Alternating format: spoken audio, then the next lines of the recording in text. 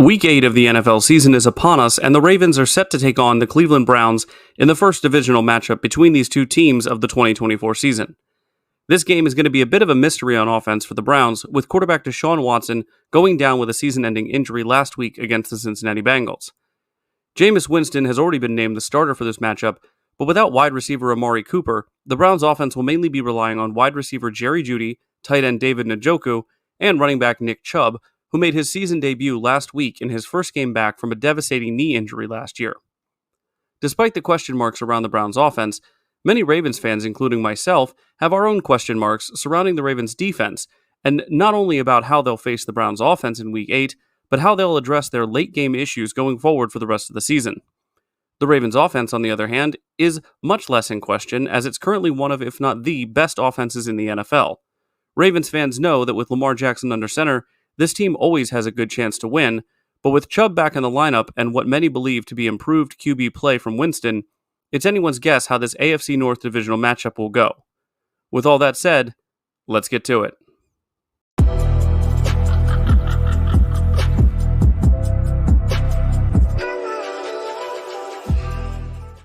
Welcome in everyone, this is Jordan with Ravens Flash Report. Like the video if you enjoy this Week 8 preview, subscribe if you're new, and comment down below your thoughts on the upcoming game, as well as giving your final score predictions. So, normally for these videos, I would start with the opposing team's offense, in particular their starting quarterback. However, while we will get to Winston and the offense in a bit, let's start by taking a look at the Browns' defense, led as always by the reigning Defensive Player of the Year, Myles Garrett. This Browns defense overall has struggled in certain areas that last year made it one of the best defenses in the league, specifically forcing turnovers and offensive yards allowed. I know I just said we'll get to the Browns offense in a bit, but it's important to mention that having an offense as exceptionally bad as the Browns have, it will inevitably have a negative impact on the defensive unit as well. The Browns have been fairly good in pass defense, allowing just the 11th most yards in the league, but are one of the bottom teams when it comes to interceptions with only one. Against the run, they're middle of the pack, giving up 126 yards per game, which ranks 15th. The best thing so far this season that the Browns defense has been able to do is limit the amount of time that opposing offenses are on the field, allowing an average drive to last only 2 minutes and 27 seconds, and for only about 5.2 plays. Standout players for the Browns defense include, of course, Myles Garrett, the defensive end, who is having a somewhat quiet start to his season by his own standards, with 2 forced fumbles and 4 sacks through 7 games. Linebacker JOK has the team's only interception, as well as leading the team in tackles with 54. Safety Grant Delpit and cornerback Denzel Ward continue to be the cornerstones for this Browns secondary, and will certainly be tested on Sunday by a Ravens passing offense, which has been firing on all cylinders. The biggest problem that this Browns defense will be facing is that they currently allow 4.4 yards per carry and have allowed 8 rushing touchdowns on the season. And now they have the number 1 rushing offense in the league coming to town. Now we're going to switch things over to the Ravens defense, where we see a unit that many fans had extremely high hopes for coming into this season. Now those hopes unfortunately have been somewhat dashed by a number of factors so far, including player execution against the pass, coaching mistakes and inexperience, and simply not keeping their foot on the opponent's throats when the game should have been all but secured. The Raiders, the Cowboys, the Bengals, and the Buccaneers are 4 teams that all benefited from the Ravens' defense being unable to keep them from doing seemingly whatever they wanted in the pass game. Luckily for the Ravens, the Raiders were the only team that were able to come out with the win in that scenario. The problem of opponents scoring at will on the Ravens' defense in the fourth quarter is beyond debate at this point. Teams have scored a combined 78 points in just the fourth quarters, which makes up 43% of the total 180 points scored against them all year. For this Week 8 matchup, it's absolutely a problem that the Cleveland Browns with Jameis Winston under center will undoubtedly take advantage of. The Ravens' defense against the run, however, is a completely different discussion, and it almost seems like the defensive identity has a split personality concerning the pass and the run. Having said that, in Week 7, the Buccaneers were the first team all season to run the ball for more than 100 yards in a game against the Ravens, but don't think for a second that that means this run defense is going downhill anytime soon. They are still the best in the league, and despite Nick Chubb being back in this lineup, I believe the Ravens' run defense is more than prepared for this Browns run game. It's worth noting when speaking of Chubb that, although he is a very talented back, he may need more than a game or two to get back to where he was before the injury. Last week against the Bengals, he did have a rushing touchdown, but carried the ball only 11 times for 22 yards and caught 1 pass on 3 targets for 10 yards. I'm not saying he'll be a non-factor in this game, but with how well the Ravens' defensive front has been plugging holes and even getting into the backfield to tackle the ball carrier, I'd be extremely surprised if this game is Chubb's welcome back to the NFL game. Travis Jones is one of the Ravens on the defensive side of the ball that I highlighted before the season started as not only a potential breakout player, but one whose ceiling and impact could shape a major aspect of this team's defense, particularly in the run game, and that's where we've seen him shine the most. The reason I mentioned earlier that this defense almost seems like it has a split personality in their approach to stopping the pass versus the run is that they're ranked dead last in passing yards allowed, where teams are averaging 287 yards per game against them. They're also ranked 29th when it comes to passing attempts against them. This, however, can be due to a few less negative reasons. Yes, teams know that they can throw on them late in the game, but that's usually because teams are playing from behind against this Ravens offense. The Ravens are also 29th in touchdown passes allowed with 14, and 28th in net yards per attempt.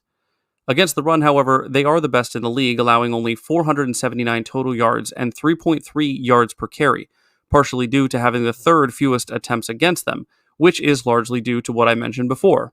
Most of the Ravens' opponents are playing from behind. The one area against the run that the Ravens are not at the top of the list is rushing touchdowns, where they're just out of the top 10 in the 11th place, allowing 6 on the season. The three major defensive points that Ravens fans should be looking for are: how will the secondary perform against Jerry Jeudy and David Njoku? Can we limit the impact of Nick Chubb? And how much pressure can we put on Jameis Winston? If there's one thing that is known about Jameis Winston, it's that he is for sure going to throw the ball.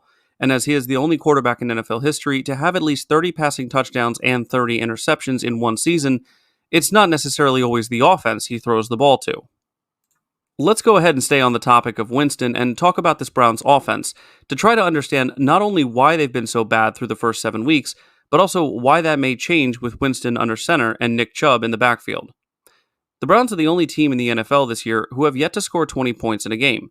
And while Ravens fans could and should laugh and make fun of the Browns for that, a change at quarterback and our own defensive struggles against the pass might warrant holding our laughter until after the game on Sunday. The Ravens have already paid the price this season when underestimating another gunslinger earlier on in Gardner Minshew, and even though I pointed out Winston's 30 for 30 season, the fact remains that he still threw 33 passing touchdowns in that 2019 season, and from what we saw through 7 weeks, he's more of a threat to this Ravens defense than Watson would have been. While Winston hasn't started a full season since 2019, he has been active for 26 games, and between 2021 and 2022, he started in 10 of them for the New Orleans Saints. Through those 10 games, Winston went 6-4, completing 168 of his 276 pass attempts for 2,028 yards, 18 touchdowns, and 8 interceptions, with a passer rating of 93.1. And while not known for his legs, he did take off 37 times for 182 yards and a touchdown on the ground.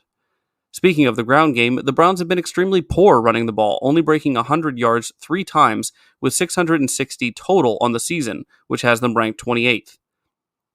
That 28th spot is also where their ranking is for rushing touchdowns with only 3. And while their yards per carry isn't as abysmal at 4.2, which is 20th overall, they are 27th in attempts with 157. Most likely a side effect of either falling behind in games, just being unable to get the run game going consistently, or a mixture of both. With Jerome Ford, their leading rusher, sidelined with a hamstring injury, it will fall to Nick Chubb, Deontay Foreman, and Pierre Strong to carry this anemic run game against the best in the NFL. If it isn't clear by now, the only realistic way for the Browns to win this game is through the air. Not that they've been doing any better with that part of their offense, it's just that it has proven to be an obvious weak point in the Baltimore's armor. They've had the 5th most passing attempts with 252, but they're 30th in passing yards with only 1,117, and 27th in passing touchdowns with only 6. On top of all of that, their most targeted receiver, Amari Cooper, is now playing for the Buffalo Bills. The 4 most productive pass catchers beyond Cooper are Jerry Jeudy, Elijah Moore, David Njoku, and Jordan Akins. All 4 of these players combined for a total of 707 receiving yards and 3 touchdowns off 79 receptions. For comparison's sake, Zay Flowers and Rashad Bateman have combined for 806 yards and 4 touchdowns on only 55 receptions. Bringing up Zay and Rashad is the perfect segue into talking about the Ravens' offense.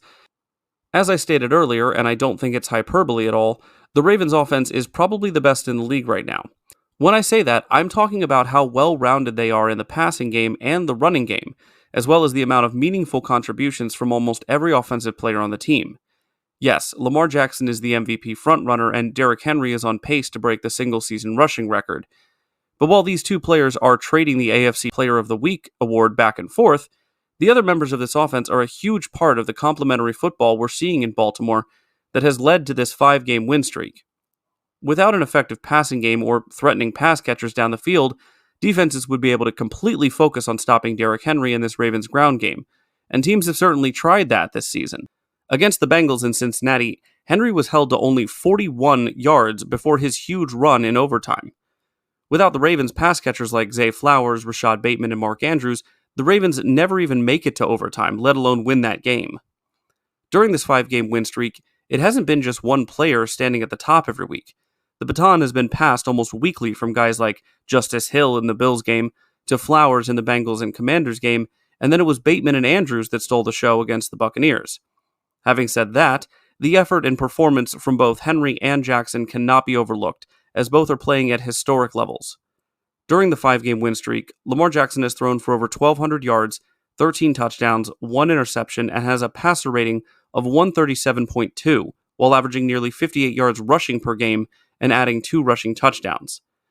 And then we've got Derrick Henry, whose production over these last 5 games has been nothing short of unprecedented. He's run the ball just over 100 times for a total of 743 yards, which is nearly 150 yards per game, while adding 8 touchdowns either on the ground or through the receiving game. Now, obviously, I'm not a Browns fan. I'm a Ravens fan. But I still try to give a fairly objective overview when looking at how these teams match up, and while the phrase any given Sunday definitely applies to this 2024 season, I honestly cannot fathom how the Browns could beat the Ravens if Lamar Jackson and company continue to play like they have been over the last 5 games. Now, there may be some of you that bring up that our defense might give up enough points for the Browns to win. The problem with that argument, though, is that the Ravens are averaging 31 points per game this season, and over those last 5 games, they've averaged 35 points per game, which is nearly double the highest score the Browns have posted this season of 18 back in Week 2, which happens to be the only week they got to win. If the Browns want to win this game, there's really only one way I can see it happening, and it's a combination of winning the turnover battle and controlling the time of possession as much as possible. Lamar and the Ravens' offense are dangerous and multi-layered, so the Browns will have to hope that the Ravens make enough mistakes that they can take advantage of it. For the Ravens to win, they need to focus on 2 major points as well. The first is to pressure the Browns' offense to keep up with this Ravens' high-scoring one, and the other is to communicate on defense and limit mental mistakes that could cost us, like penalties. For my final score prediction, I have the Ravens improving their win streak to 6 in a row with a blowout 42-17 win. Don't forget to put your score predictions in the comments section below, and as always guys, stay safe out there, go Ravens.